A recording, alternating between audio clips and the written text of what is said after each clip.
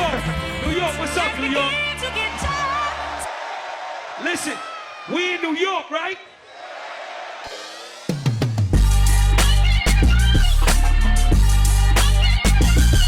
This is hip hop.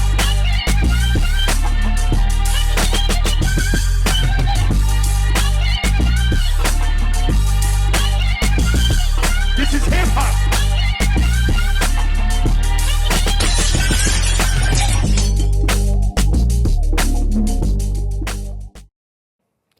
Welcome to Crash the Industry. I'm with another episode with another very special guest. This guest almost had me nervous to even do this interview. This man has been podcasting and doing interviews for over 20 years. He's the first person I ever seen with a podcast. He's the first person I ever heard about a podcast. And actually, he was the first person I visited their podcast studio in the Bronx. This person has interviewed the likes of J. Cole, Cardi B, and many more. You see him on social media, you see him with the who's who's, and I would like to introduce my special guest, the Podfather, Damien, DWI. What's going on, my brother? Thanks for having me. How you feeling? Feeling great. Every time I'm around cameras and lights and action, I feel great. Yeah, you sat here and you was just like, I'm getting ideas, which is great. That's a beautiful thing. Right. So the first question I wanted to ask you was, what is it like for you when you hear people talk about podcasters and your name comes up? Like you posted a video of Cypher Sounds saying, I'm glad that Math Hoffa brought podcasting to the East Coast of New York. And then Math corrected him. He was like, you can't forget about DWI and them. How does that make you feel that your name always comes up? For your job, for what we did, you're welcome. You guys are all welcome. Thank you. Thank you. Yeah, you're welcome. Yeah. So, they just introduced us. Shout out to Combat Jack, rest in peace, you know what I'm saying? So DWI. Well, it makes me feel good, but it makes me feel like that's accurate too. Because it's one of those things where it's only 20 years building, that it's not like a big history behind it because the technology wasn't there, so no one really could claim it like that far back. And because I was doing it at such an active level at that time in New York City, which is, you know when something's going on and you know who is doing what, most likely because you're moving around networking. And for people to always say that, yo, you're the first person that I seen do this, that makes me feel good. So after you, the only other studio I've seen in New York at the time was DTF Radio. Shout out to Mark. Yes, shout out to Mark. So with that, how did you really start that? Because I seen a video of you saying that you really started it off a webcam and Cam and Pro Tools. Yeah, so at the time, I was just a recording engineer with my own studio at home. And I got influenced by listening to like the morning shows with Elisa and Dre and Star and Buck Wild. So I was into the radio, the audio part of it. Visually, I think I got the idea because no studios had cameras in it outside of Howard Stern. And I used to watch that show at night. So I was very intrigued by the way that he had the room spaced out. Someone in the booth over here, someone sitting over here, he's sitting over here, the couch is over there. They had the mics, and it was just like, oh, okay, that's pretty cool. So my studio was a smaller setup, but it had a couch over there, my producer stuff over here.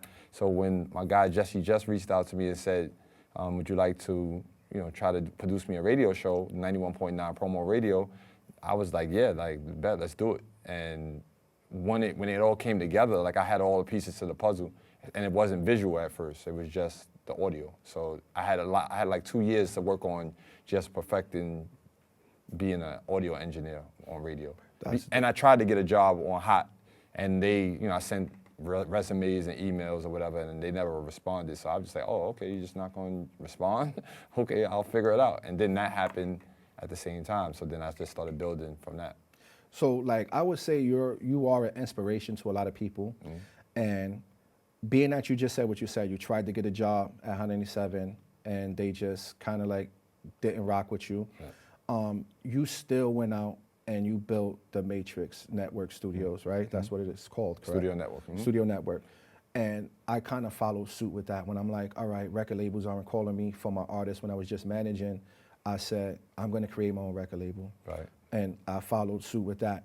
When I seen that certain things needed attention and everywhere I went for a podcast, oh, $300, $400, I said, you know what, I'm creating my own. Right. And I spoke to you about it. So I will say that I learned from you to create my own network Right. within my own space where I don't really need other people. Right. So I would like to ask you, what fueled you to create everything that you've done, from your production to your own network? I think just my purpose of doing it and having people around me. I had at the time Showbiz and AG's AG. That's like my uncle, so he used to come around. We used to just be playing 2K basketball because we didn't have a relationship as music industry, and so he would allow me to record him and interview him and do things, and he would mentor me and let me know what the industry was like. So I just took that like, oh, you know what? So from the beginning, he sounded like how he sounded on the records, so I knew my ear was good for an engineer, so I said, all right, I got the confidence.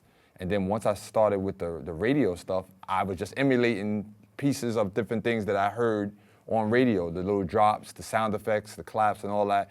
And at that time, everybody that was getting into internet radio and all that wasn't really doing all of that, the little things that make people happy. So you felt like adding those little things created your own sound and style. Right, and I never really was following, like it just turned into its own thing. Like I just wake up and ideas would come to me and I would just start doing it. It wasn't like, I said, I want to be like this, I want to be like that. I got the ideas from, like I said, the Howard Stern and the morning shows, but that was just like anybody else. You want to be a rapper, you want to be in the music industry, exactly whatever, you get influenced by what you see. But in terms of the blueprints of it, I didn't like go and follow anything. I just started creating my own. I was really gonna get into that and just say, before DTF Radio, there was no blueprint to this.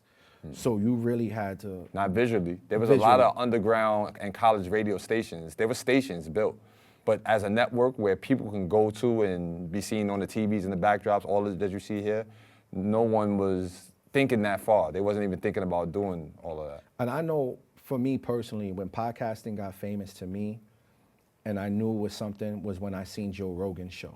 Right. Like, and I seen the amount of following and power that he had. You remember what year that was when you seen it? I think when I seen Joe Rogan was like 2012. That far, wow. That was years after you though. Right. Think about it. Now, let's go past 2012, let's go to 2015.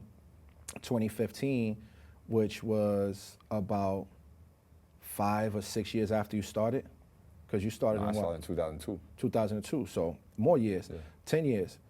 That's when the first time I seen like academics and Joe Buttons doing their podcasts. They started in like 2015, 16. So I was wondering, like, what did you think when you heard Joe Buttons trying to go as the Podfather?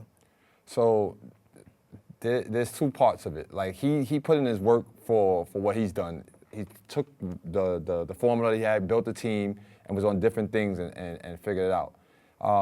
I feel like everybody can call himself what they want to call him, but the people got to call you that. Like, and that's people started calling me that. Like, and then I seen that he was using the same name, so then that's when I came up with the pioneer podcast and the pop. So he could be the Podfather, and I'll be his pop. That's dope. That you he threw me off with that. That's good. You know, because I don't have anything bad about him. Like he's dope to me. I got an exchange that I can tell you about though, and I'll say this exclusive on your show. We was on Clubhouse one time, and I had the name Podfather as my title name, and I was in his room on Clubhouse, and he was having a conversation with a bunch of girls, and then he seen the name, and then he stopped the whole conversation. He was like, I don't like that name, and then he started like asking like. He started like questioning it, and I was about to give him his props and then explain who I am, and he sent me down, he sent me so that I couldn't speak anymore. And I thought that was disrespectful. Like, you didn't even take time to know. And I got pictures and videos. I worked with him being interviewed by me. So I'm like, he don't remember that, but I post a picture all the time to show him, like, this is years ago when you was an artist, I was interviewing you. You gotta send me that so I could put it in post credits. I got you. You definitely gotta send me that. It's in my favorites in my phone. It's easy. No, I really think what he did was dope, and I seen his journey and how he progressed. He had to figure it out. But I also seen your journey. I remember going to I'm not sure if that was your first studio, but I remember going to like some back alley block in the Bronx. That was- and that we was had the to second walk, one. We That had to was the walk second upstairs. commercial, See, yeah. and I think that was That was not- after 2011. 'Cause that that's was when I got there. 9 years ago. I Yeah, went there, yeah. and that was like the second time I've been in the studio because obviously I went into DTF radio around that time. So you have came a long way. What made you want to move your station from the Bronx to Wall Street? Being in Manhattan was always the goal, and it wasn't like and/or. It was supposed to be like everything. Every borough that I touch, I'm supposed to have my influence there, because everybody's afraid to come to the Bronx for some reason or another, and so I feel like I bring the Bronx to them. That was smart. That was like I started with Brooklyn because I moved out to Brooklyn, created a movement over there. And then the Wall Street, before Wall Street, I was on 42nd Street right before the pandemic. 42nd Street and Broadway. Also, you moved around a bit until you found a spot that worked for you. No, but it was, I had the spot that I liked, and they got, it was in the Dominican Consulate building. You know what the Paramount building? You ever heard of that? 1517? Yeah. I know exactly that building. Yeah. So, you can ride up the golden escalator. I was on the 12th floor of that building. Literally on looking 42nd Street, we watched, 2020, I watched the ball drop from the conference room. That's amazing. That was the best experience of being down there, because that building was so luxurious and it was in such an area where I was bet like, you it was easy to get guests. It was, but the pandemic happened. I never got a chance to live it out. I got in there in November, and I was out of there physically by like March, the following March. So I was really only there for like three months officially in the new year before the pandemic happened. And then they still charged me like $5,000. They didn't give me back my money either. Jesus, and the journey continues. So we'll be right back. We're gonna go pay some bills, and we're gonna be right back with my guest, DWI, and we're gonna talk about his journey and some other things that he has going on right now in the industry. To you.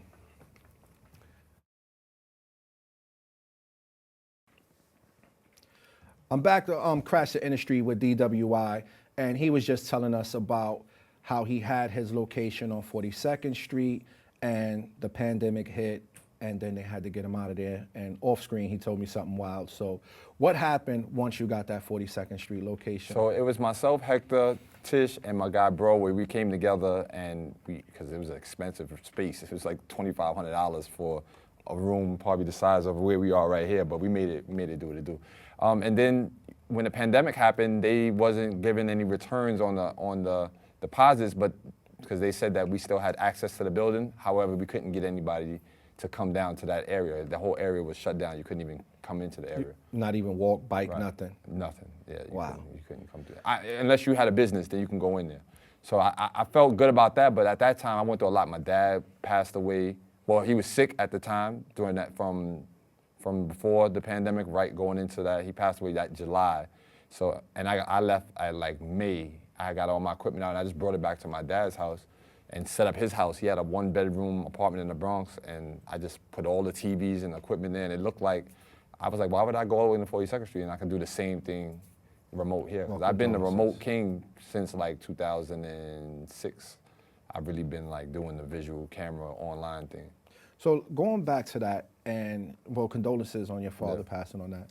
Thank you. When you were doing interviews, have you ever done an interview where you felt like, this might not be for me? What was that like? Well, I had interviewed a popular drill rapper that was on a song with Drake, actually. And he just came in. He came in like high, like he was just extra high, and he was just like, his energy, like I can't dumb myself down. Like, so they booked him to be on the show. They did the whole process. And so I tried to make it the best that I could, but he was just too leany, like too talking about this, talking about like, he took all this money out. He had like the lean in the syrup bottles, and I'm just like, yeah, nah, I gotta be more selective. I gotta be able to say no, be in a position to say no, is what me and my guy Hector say, because I just felt like a certain type of person would have enjoyed that. They would have enjoyed that energy. Me, I'm like, all right, you're here to promote something, but you're not promoting nothing. You can't even get it off the... Yeah. And I'm really good at pulling stuff out of people. And when you can't feel my vibe to say that, oh, he's here to help me, then that means that this is not for us. This is not the... I think some platforms, they make it work because they want the money. Yeah. But I think sometimes it's really not even worth it. I didn't even post that video so much like to try to get like big or not. I probably posted once or twice just to show that I did it, but it's not something that I was proud of. So. Yeah, I would. Yeah, I And wouldn't not go for find me it. either. He didn't look good. It made him look. I look great. It made he looked trash. He said, "I look good." I He look looked good, terrible. yeah. Have you ever not asked a question because you felt like it wasn't the right time because of something a person was going through? Yeah, that's all the time. I'm very mindful of that, like, cause I don't do shock jock, I don't do clickbait conversation. So there's always something that's going on with the artist that I could ask that could take it another way, but then I don't never want to be the one responsible for somebody having bad energy or the interview going a different way. Because the interview could be going cool and you ask the right or wrong thing and it just switches up. And now you, as the host, got to deal with trying to control that energy. So I like to keep it like, let's just stick to the script. Okay. So like I found myself in a situation where the conversation wasn't going as good as I wanted it. Right. And it kept making me draw blanks. Like how do Yeah, you those deal are with the worst. situations like that? Like this conversation is going nowhere. Those Like the worst. I talk about industry things that's happening right now, and then I'll just talk about whatever's happening, and they gonna have to follow my lead now. Because I still got a show to do. I still gotta be entertaining. So if you're gonna sit here and be as dumb as a doornail, like, that's fine. Like, now. because sometimes the person you're interviewing doesn't have the history that they think they do. Right. So you're like really trying to Oh, I see what drag you out mean. the interview. So, yeah, and I'm- you're doing your best, and it's just like it's not Nah, working. So I probably only had 3 or 4 of those, like, in my whole career. I think that's probably one of my gifts. I don't even do bios when people want to book somebody. I did not read your bio. I don't see. So you already on a good track, because I feel like if you know how to talk to people and you want the information you want, you know the specific things that you need to ask an artist. Me, I just know what artists need to be talking about. So even if they're not aware, I'm gonna ask them that so that I can lead them down that way and let them start talking about it. So when they watch the video back, it's like a timeless video because we done talked about everything, not just about where your music is and all that, because we can do that in 5 minutes and be done with the interview. But I like to just get into things about what the people like, what they're into, what were some of the influences, what some memorable moments that they had. And normally it goes right. I really never feel like, I only felt that feeling that you're talking about like 3 or 4 times. And one of the times it wasn't just my interview with somebody else there, and they had booked them, and I was just like, why'd you even bring these kids on the show if they can't even know how to promote their YouTube? Like, don't have me do that. Like, so when you get to certain levels of your life, like you said, I was sitting here like I was ready. Like, it's like any other sport, job, or whatever. Once you are experienced, you can't go back. You can't go backwards. Like, so now people got to step up to your level. You got to do things on more levels. And this is why I went from the Bronx apartment to Wall Street now, because I need to keep doing something to show myself, all right, that I did that. Let's do something else. All right. What would you think? What would you say was your most memorable interview in a good way? We already know about the one that didn't go well. What would you say is like the one interview you was like, I got to be the best podcaster in the world, and this interview was perfect? It's individually or just on a show with other people? Individually. Individually, that's interesting, because I did a lot of stuff with a lot of people where I was just like the producer.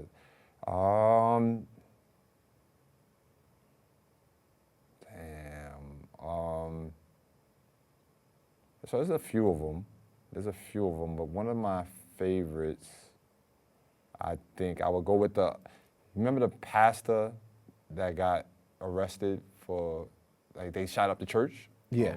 In Brooklyn? Yes. So I did something with him before that happened, obviously, in like 2021. Before he got caught stealing the money and all that? Yeah. So when he came, like, I just felt like, his story and what he had going on was, something that I wasn't like familiar with, but we was able to have a good conversation out of it. It was unfortunate to see that that's what happened after. I was like, damn, we had a good interview. Should have hung around DWI a little longer, stay out of Brooklyn and come back to the Bronx. So it's been 20 years you have been doing this. Do you remember who your first interview was?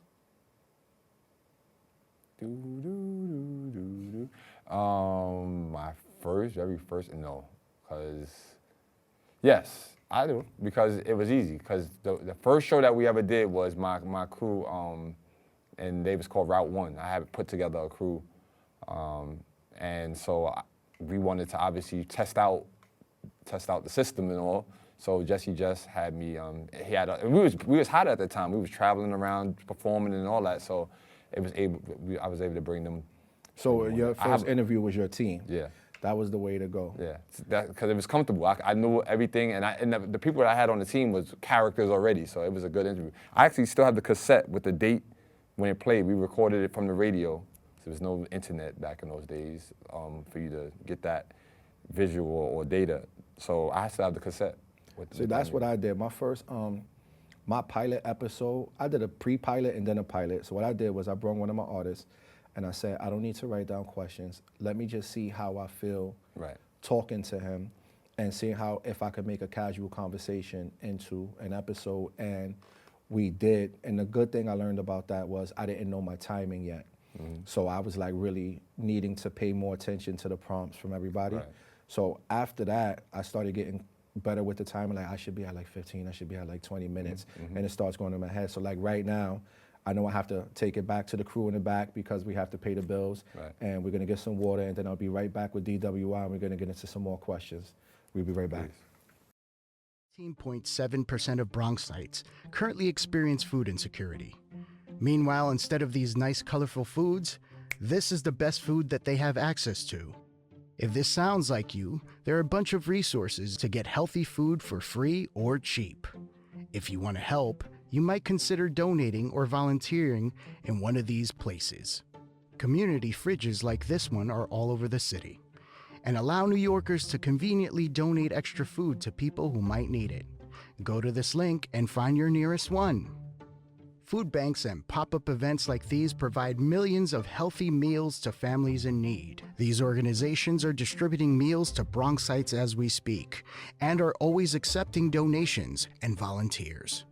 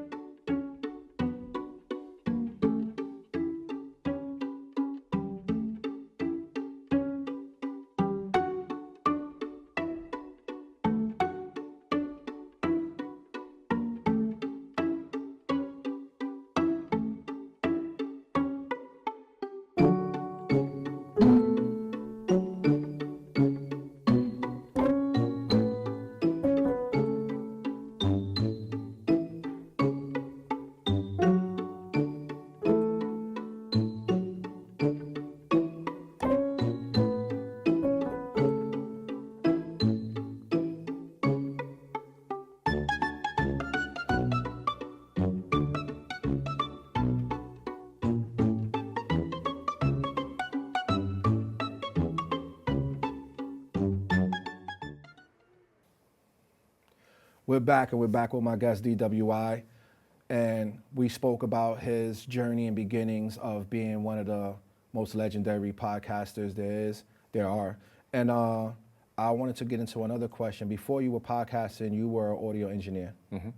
So what was your journey like as being an engineer, producing beats? Have you had any major placements or anything like that over the past years?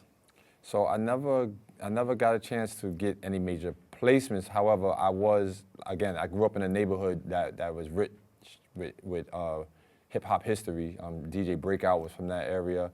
Swiss Beats is from that area. He used to come and take records, so he's my influence. I used to see him personally come in my house, grab some records, and take his MPC under his arm and walk down the block. And that was the vision I always seen as Kasim, that's his name. And then later on, he started working with DMX. And the rest was history. And those that don't know, his DWI is his uncles. That's his mother's, that's his mother's brothers, and Siobhan. So I seen that whole thing happen. So that was like oh, this thing can really happen. I never was one that was trying to be a producer to make money. Like some people get into it now, like to make the money. They want to be famous and all that. I'm a creator, so my uncles are DJs, and they used to sample on the little Gemini mixers with the little button that used to 6 seconds you could sample. So I got good with that, trying to like do mixes back in the days, and then I just took that and started transitioning into that. Started producing when I went to college. I went away to South Carolina, had an old computer that my Uncle Beans gave me with some beat making programs on it. So before I got an MPC, I was doing it on a computer, on a Commodore. And so I already knew how to manipulate things in the computer. And then I seen all the big boys using the MPC, and I couldn't afford one yet. But when I finally got my hands on one, I was lit, which is interesting. I brought my first MPC for $600. It was a used one. They was worth like 12 at the time. So I used one by selling a beat to an artist that's now one of my best friends and my advisors on my team, Jay Ditta. He used to be an artist trying to rap, and I would sell him the beats that I made on the computer. And I think he upward paid me $1,000 for one of the beats. The most I ever got for a beat, to answer your question, was like $4,000. So I would say the most accomplished beat is that beat. And what makes that beat special is years later, 2004, I got paid the $4,000. Some guy drove up from Virginia, had $4,000 in cash, gave it to me, and I never seen him or heard a song or nothing again. But the beat was so fire, the sample was so fire, and then I put Shy Stimuli and Fred the Godson on it, like, cause it was years later, and I'm like, this guy never used the beat, and they heard it and they loved it, and they wrote a song about hip hop, Hurry Up, Come Back. And now when I play that record, it like resembles, Fred being gone, but the rhymes they were talking about was bringing real hip hop back. And that was a song that I think that if I would have pushed it the right way, like that song could have been like an anthem, because it's a dope song, it just feels good. But I just felt great because I got double out of that beat. I sold it, got money, and I used it, and I play it every now and then, and people like it when they hear it to this day because Fred the God is no longer here. And that was the only record I got a chance to produce with him. Rest in peace to Fred. You're the second person to bring Fred up on this show. Rest in peace to Fred. He was a dope artist. He was important to the movement of the Bronx. He was, and like they say, he was always good to the up and coming artists. He wasn't one of those who was like, nah, get out of here. Yeah. So with that being said, that you bring up Fred in the hip hop like that, you are a staple in hip hop. I just want you to know that we all acknowledge that you are a piece of important piece of hip hop. How did you get your start with interviewing major people like a Funk Flex? So the interesting thing about a large percentage of the celebrities, the Cardi B, the J. Cole, the Nipsey Hussle, the DJ Self, the Funk Master Flex, the Angela Yee, like all these people came to the studio, but I didn't invite them. Because I was doing the business and I was the producer and doing such a good job with the show, they seen the value in it, and the relationships they had with the personalities so I just received the benefits of just doing my part. So they weren't being interviewed by you, or they were being interviewed? Oh, they were just on the network, and they wanted to be a part of it. And for a large part of my career, early, I was the only engineer. I didn't have people working for me, so the people would be doing the show, and I would be the guy pressing the buttons and doing the engineer. But I had a mic too, so I would chime in. So you have conversations with me talking to Nipsey or talking to J. Cole or Cardi, because I was actually in the room. But then there was a certain point in my career where I transitioned into training engineers, and then I wasn't so close to all those interviews. Sometimes I wasn't even there. I wasn't even in the state, because my son was born in 2013. So yeah, that whole time I was traveling, and I would say, oh yeah, Cardi B was in your studio. Why you didn't tell me she was coming? I'm like, first of all, I don't even know who that is. Like, who are you talking about? Because she was a social media. If you was on social media, then you knew who Cardi B was before she was rapping. So she came twice. She came in 2014 and in 2016 when she got on TV and when she was on the internet. Okay, so how did you find ways to constantly fund your studio over the years? It's just word of mouth. Word of mouth, and keep buying the latest equipment and keeping up with what people see on TV or with other stations, so that they would see the value in what I had. Because quality-wise and how I treated people, I think that would be the big part. Everybody that walked through those doors would always say, this feels like a family-orientated. So I never let it get too far left or right. I never let nobody run the show with their personalities. I always kept it like, nah, you can't do this, you can't do that, you can't smoke in the studio. and it'd be the biggest rappers, the whoever, the MOPs or whoever. Yo, can we smoke in here? Nah. Because They don't realize that the smoke gets into the microphones. that, and then I might have a gospel show that might want to come and do the show, or might want to come in and spend some money to record in the booth, and now it's smelling like how it's smelling. And you only paid me half of what they're gonna pay me, so that wasn't a good business decision. It's a whole rooftop. Go smoke outside with Big Pun and or the mural outside. You'd be good. No, that's a smart way to handle that. So right now, I've noticed that you do a lot of public speaking. Mm-hmm. What does that mean to you when you're out engaging with the children in the community? Oh, the children are the best because they deserve to be heard as well too. We grew up in an era where it's like, kids are supposed to be seen, not heard, or heard, not seen. I forgot whatever the saying was, but it was a stupid saying that our whole generation, the elders used to say to us, and they didn't even know that people like myself and you had ideas that could have probably helped our families if you would have allowed us to be creative and figure things out early. And that's what I know. So now these young kids that may be dealing with things, I want to give them a voice so they can speak about the system, the school, presidential election. They talk about it all. How did you get into that? Well, Guns Down, Life Up got me into it in 2017. So I started with them, Jimbo, shout out to my guy Jimbo at Lincoln Hospital. But it was always a thing that I wanted to do because I'm a ward of the court, me and my sisters. We grew up with my grandmother from the age of 13. So I always wanted to give back. And then when I got into position after I graduated high school and I started doing my own thing, I was like, yeah, I definitely want to get into, teaching kids.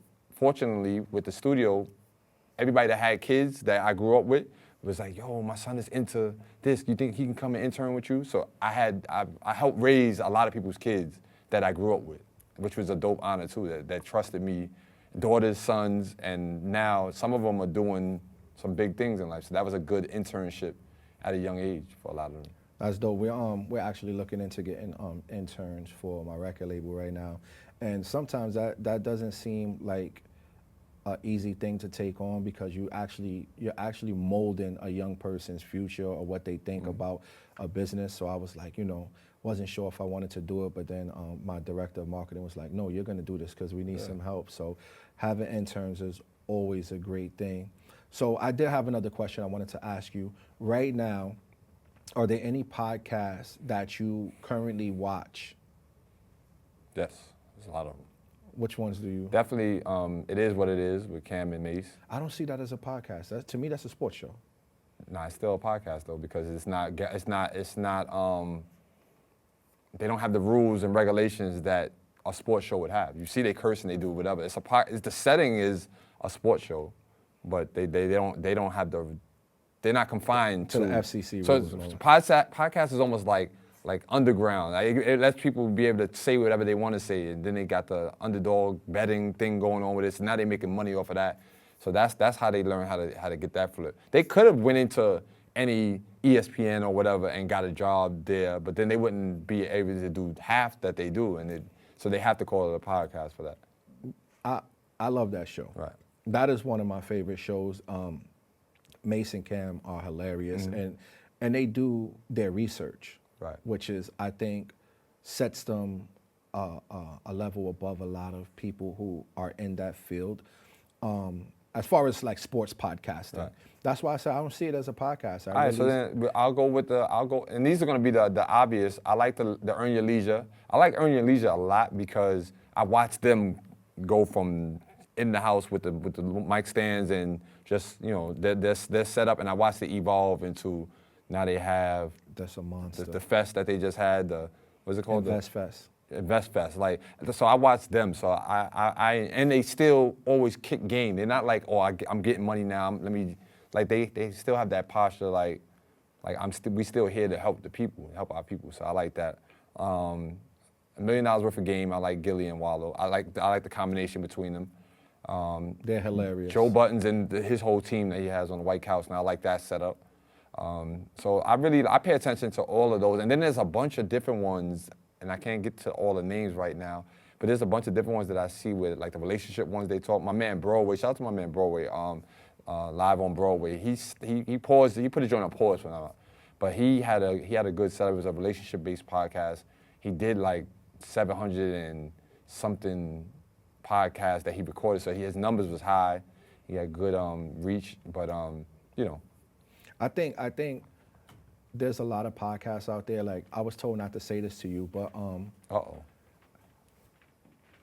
I did a lot of research, and there's over 750,000 active podcasts currently. Yeah. Like, and when I look at it and I say, I know people who really started this. It's like you guys birthed a nation of media makers and thinkers and doers, and I think that is so dope that you inspired a generation of creators to be able to go out and speak. That's why, like, I don't believe in gatekeepers no more. Right. If you, like right now, the MZA, they're trying to blacklist the MZA, and I'm like, you can't blacklist nobody anymore when they have social media. Social media, right. Like, I get asked the question, you know, are you ready for the pros and the cons of being in a media space? And I had to say, you know, my attitude, I don't care about nothing nobody says about me. I don't give a, you know what I'm saying? I really don't. So I don't care what people say about me. So you have to have that type of attitude when you get into the media space. And then when you have that attitude, I don't think anybody can close the door on you. You make your own way. And shout out to the MZA, you're doing a great job. Shout out to the Cheat Code. I think we are in a space where we really don't need what they say we need as far as the media, the networks, the this and that. We have a phone, we have computers, we have cameras, we can go into B&H and do this. So I think we are in a good space media-wise. That's the big difference. That's the big difference between the evolution of digital media now than then. Certain things wasn't out yet. And then if it was out, you couldn't afford to get it. So even you had to be somebody that was making some money to get it. And the difference between me and them is that I was able to work with what I didn't have and what I did have. But I was more creative and I was advanced. I was about 10 years ahead with the webcams and all that. So when I seen all of these things, even like the verses and all that stuff start popping up and them having difficulties, I'm like, oh, I can fix that right now. I already been through the trials and tribulation myself. So that's what separates me. Like, I could probably, if I learned what all these wires are, I know what everything does for everything, this room could come apart and you can leave me in here and I'm gonna put it back together because it's like a puzzle. But some people can't see it like that. They don't have the vision to understand. Yeah, like the other day I had a friend I was talking to about editing my show. And we were talking about how I edited my process, and he was just like, you're gonna have to help me out, I can't figure that out. Because I spent the time learning how to, I spent a month in I have a basement studio office. I spent a month down there, no sunlight, just really trying to figure out how I'm gonna edit this TV show because I couldn't do it on my phone. So I was like, I got the setup here, you got everything you need, just sit down and do it. And with that, I'm gonna turn to my people in the back, and we're gonna take a break and pay the bills, and then I'll be right back with DWI, and then we'll get into the Pass the Torch segment at some point. Right back.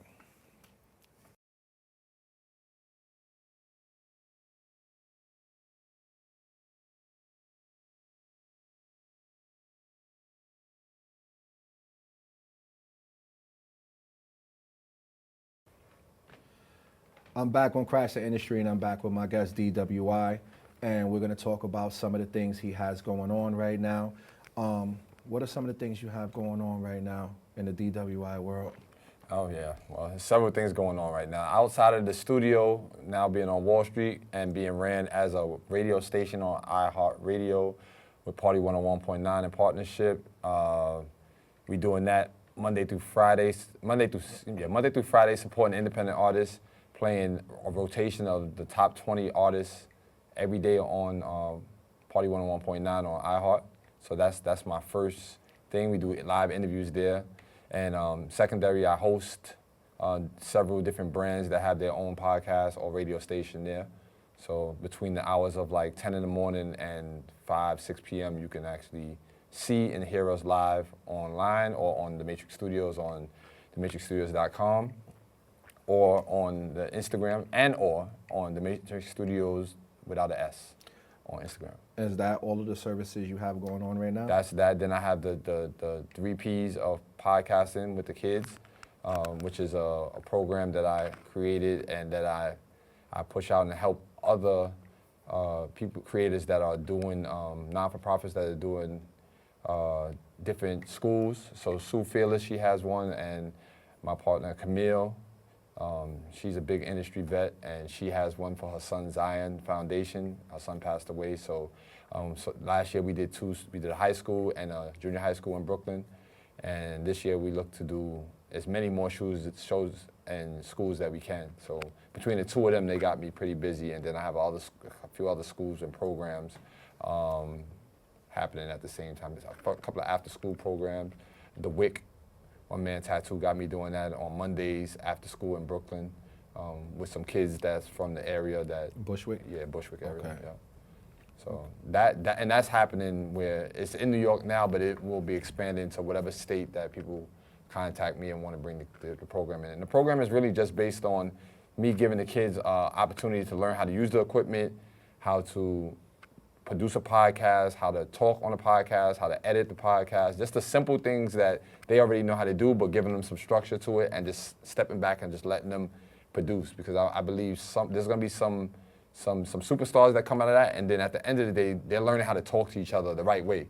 So they can't yell over each other, they can't curse. So learning those things at a young age, get them into a conversation. Gives them structure, be able to express themselves. Right, and they enjoy it, they love it. They love to push the buttons and to talk about the things that they see adults doing online. They get to actually do that. And I've heard some really good things from the students about their testimonials, and they love it, they enjoy it.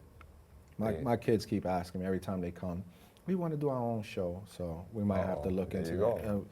Go with DWI. Go on with DWI. Push them right off on you. It never gets old, or it never feels like, oh, I don't feel like doing this today. I'm always there for it. And yeah, normally there's budgets and all that's included, but I always say that's so I can show up the way I need to show up to. But me actually doing this has nothing to do with the money. Okay. Like, it's really a passion and a purpose. And I believe that when it's all said and done, if I did the 20 years in the past and helped out all of the kids that are now the celebrities that's out now, and now I get with the kids that's going to in the future be something, then the legacy of the Matrix Studios and DWI will always be, because I'm putting myself in the future of 20 years now. When these kids grow, they're still going to remember this experience. So you really are the pioneer of podcasting. There's nobody that's going to be able to catch me. My strategy, I done went too far back and too far in the front now. Like, you gotta do a lot of work. Well over 12,000 shows produced by me. So now that you're looking into the future, I have a segment called Passing the Torch. So who is the pioneer of podcasting passing the torch over to?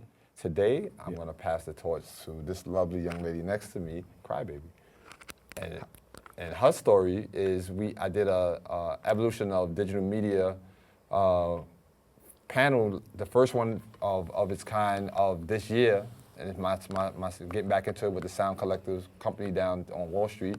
And she was an audience in the crowd. And she asked a prolific question about what does a PR do? She asked my people's money, Lynn. And that engaged me, got me thinking like, all right, this girl she's on to something. Like, she's not afraid to come up and get on the mic. She's an artist already, which I learned that later on in the show. And then she actually purchased one of my New Blacks on Wall Street. And the program with that is if you purchase a shirt, then that means you're part of the New Blacks on Wall Street, which is what they did to Tulsa Wall Street when the Blacks came together and built their own, and they burnt that down. Yeah. Now we're the New Blacks on Wall Street because the studio's on Wall Street and you're not burning us down. So anybody that has a business or has a program or something going on, they can come and talk. And she got the shirt, and I said, with that purchase, you get an interview. And then she came to the studio and did an amazing interview, which still should be coming out during this time that this drops. And she's a good singer. She got some good information and politics online, how she moves around. And I like looking at her page and seeing how she's just not one layered. And I figured you said I needed to come with somebody that's popping, so I brought somebody that was popping. So how you and she's doing? from the Bronx. How you doing? I'm good. How are you? So your name is Crybaby? My name is Crybaby with a capital C and a capital B. Okay, and you're a Bronx native. I am. They're gonna love that on this episode. Yes. So what is your story? How did you get into music? Well, keep it short and sweet. I have been in music my whole life. Music has been in my family, in my roots, you can say. I started writing music at 9 years old. I was in choir in school. I've had a few opportunities through choir, and then just kind of kept growing from there. You know, the passion became very prevalent early on for me. After 9 years old, starting to write music, it was probably like cheapy choppy songs then, but bringing them to my mom, the passion never failed. It was like, Mom, I think I made something with this one. And it just kept getting better, where she was like, well, I think you actually got something with this one. After like 13 years old, put me in the studio, started investing in me. And from passion and a dream, it kind of became a want and a reality. And okay, well, I can get this done. It might just be feasible. And we're making it happen. See, I was listening to you during sound check, and you had a side of professionalism to you where you knew what you needed to sound like, you knew what you wanted to sound like. So where did that come from? Did that come from years of performing? Came from years of performing, being in the studio.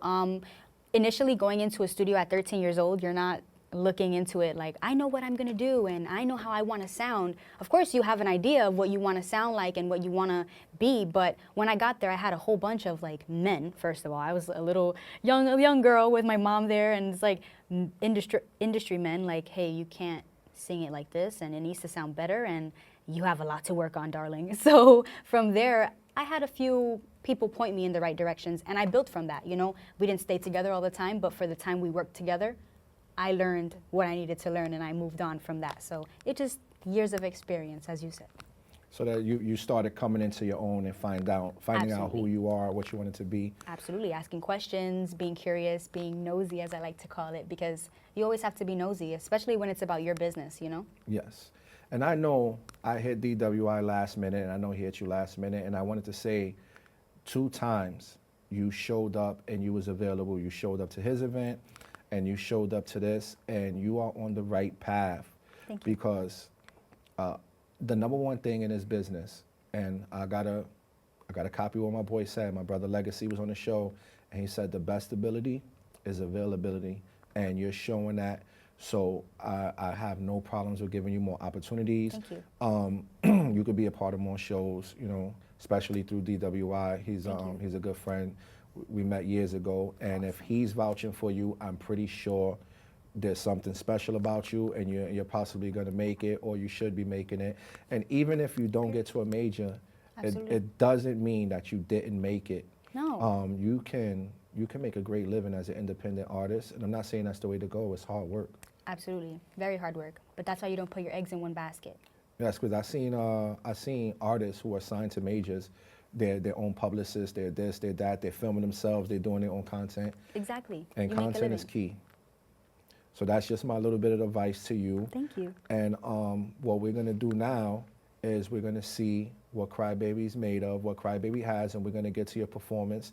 But first, I need both of you guys to shout out your social medias, let everybody know where they can find you. And we'll start with you. All right, so first you can always just go to get everything on www.thematrixstudios, that's DAMatrixstudios.com. And then anywhere else on the internet, you can find me at DWI-MUZIK. Yes, in DWI's format, on everything, on the interweb, you can catch me on unitedmasters.com/crybaby with a capital C and a capital B. On everything else, my name would go by It's Crybaby, ITSSCRYBABY. Again, Crybaby with a capital C and B when you're searching me, guys. Together. Okay. I wanted to make sure we get that out the way before we get into the performances, but I still have more questions. Because normally what happens is when we get closer, we get excited and we're like, let's get to the performance, and I don't ask you guys to give out your information, so we'll make 100%. sure we definitely put that in lower thirds. So now I know your history. What are some of the things you're looking forward to doing in this industry as an artist? Something I'm looking forward to doing, not too much, but getting a little political, especially when it comes to the kids. I do want to give other children a voice similarly to what he's doing, because I was one of those children who one of my parents was very heavy on the children are to be seen, not heard. And I was one of the kids that I felt like I had so much to give. I still have so much to give. And I know that there's so many, and I have siblings, so I know that there's so many young minds and so many beautiful, creative ideas to give to me, to you, to him, you know, and I want to also be a person to give them a platform and to be able to not only give kids a platform, but even teenagers, young adults, like anyone who is shying away from their own voice, a platform to be able to do anything, whether it be talent, production, talking a TED Talks, talking something inspirational. Yeah, I want to create a platform. TED Talks is one of my goals as well. Really? Yeah, I follow them. I get the emails. Love it. I get the prep emails, like we can prep you for a TED Talk so you could be on there. So I got one too. I have one, and I never got it off the ground yet. This might be the platform for us to do something together. So it's BEX. It's BE, Black Entrepreneurs X Talks. So it's BEX Talks. We might And I got the logo. I did all that already before the pandemic. I had it, and I did like a idea of it. Like I had a panel, but I never had someone like standing there with the lights on them and all that. I just never got the time to really just focus on it. But that is something that we can put different entrepreneurs and people right here, and get the camera angles. You know, make it nice and black in here. Put a nice little green light on them. You know, TEDx is doing their thing, and shout out to TEDx. I got a write up in that too. It's a small plug. But BEX is dope, and we're from the Bronx, so BEX is that, and I'm from Brooklyn, so BEX yeah, sits it's well still the with same me. thing. So I think that's something we're gonna have to we have to put that together. We definitely have to do that. Another thing, who's an artist you would love to work with? Off the top of my head, an artist that I would love to work with is The Weeknd. Out of all people, The Weeknd. Now, Yeah. please explain. I'd love to hear this one. Please explain. Well, first things first, a lot of people compare him to one of the greatest vocally, which is Michael Jackson. If Michael Jackson was still alive, that would definitely be the first person I would want to work with. Not only that, but me and The Weeknd have a lot of similarities. The first one being our birthday. So I feel like he would be like an actual cool person to work with, and I would like to see his creative side, his process. Have you ever referenced any of his songs yet, or did like a remix of one where his voice and then your voice, so it's like a duet? I've done a few songs like that, as well as with XXX Tentacion. My first song, I think I was 13. My first song was a cover to Birds Fly by The Weeknd. How did that sound? Now I probably would never look for the file again, but I was very proud of it when I recorded it, and still now when I listen to it, I'm like, wow, I needed to work.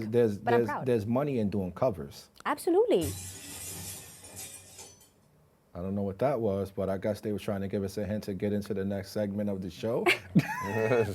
No, so yeah, there's money in doing covers. Absolutely. And you should think about getting into that also, because I'm gonna put my kids into covers, and Yeah, that was a good. great question that he definitely asked, and I was gonna ask it, but he's much sharper. He's been doing this for a long Quicker. time. I knew they was gonna wrap us up, so I was trying to get it So out. we got that question. So what we're gonna do is we're gonna get into the performance part by Crybaby. This is the pioneer of podcasting's passing the torch artist, and I want to say thank you to everybody, and let's get into this part of the show. We'll be Yes. right back. Fade to Black.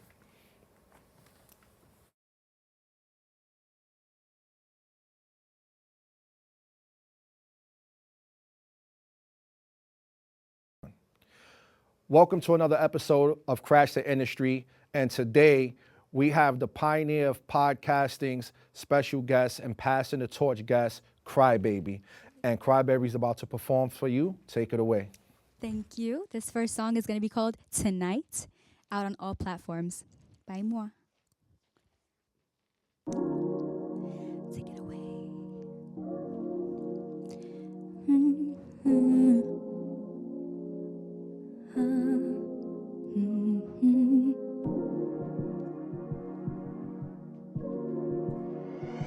Killer, oh my god. Rock Rose. Tonight, we've waited all this time for tonight. It'll be alright. Kiss me, touch me, love me through the night, all night. How do you know how to control my body? Something I never found with anybody. For you, I'll try to put my pride aside. Oh, something in my head that keeps me up at night, thinking of you, wishing that you were all mine. For you, I'll try to put my pride aside. Oh, tonight. We've waited all this time for tonight. It'll be alright. Kiss me, touch me, love me through the night, all night. There you are hiding behind your own shadow, seemingly shallow. Your words are shooting at me like there's some ammo. You're my bow and arrow, don't you come next to me unless you got some love for me. Been waiting tremendously for you to devour me. And tonight, we've waited all this time for tonight. It'll be alright. Kiss me, touch me, love me through the night, all night.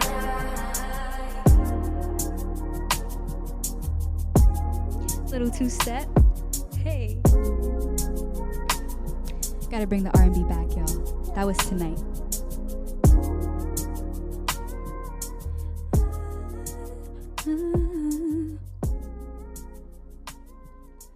And the next one that we're gonna jump into is Valentina, y'all. That one's gonna bring the tempo up because I can't have y'all sleeping on me. The next one is Valentina, again, out on all platforms by moi, capital C and capital B, y'all, together.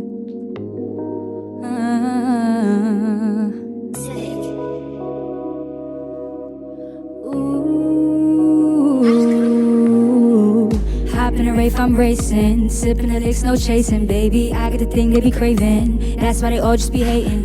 No, I'm the queen of my city, bringing the hitters up with me, baby. Causing a scene with them with me, starting up havoc ain't new to me. Hopping the beam and I'm hitting the gas. If they want the cookie, got a tags. Be fragile, they made out of glass. Slide out my, he gon' hit it and pass like.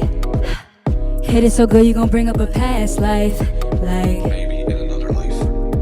Take me to Punta Cana. Said he don't like me, but know that he wanna touch me. Rolling the smoking the sticky that don't got aroma. Trust me, no, I'm the queen of my city. I got the craziest hitters that's with me, baby. Where I'm from, I get greedy. Come with the smoke and I'm dumping on anyone, baby. Hopping a rave, I'm racing, sipping the licks, no chasing, baby. I got the thing they be craving, that's why they all just be hating, baby. No, I'm the queen of my city, bringing the hitters up with me, baby. Causing a scene when I'm with me, starting up havoc ain't new to me, baby, baby. Baby, baby, baby, baby, baby, baby, baby, baby,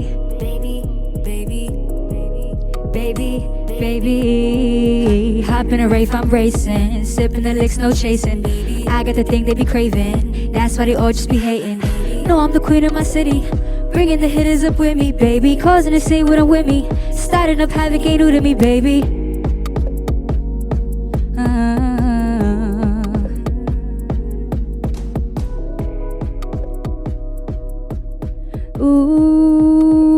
Ooh.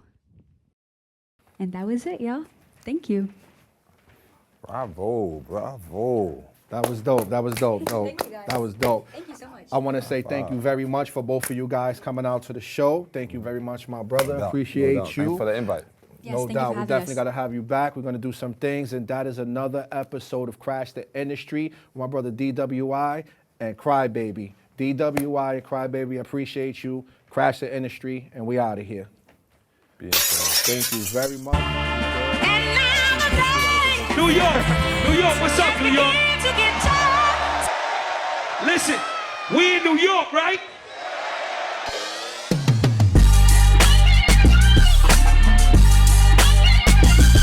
This is hip hop.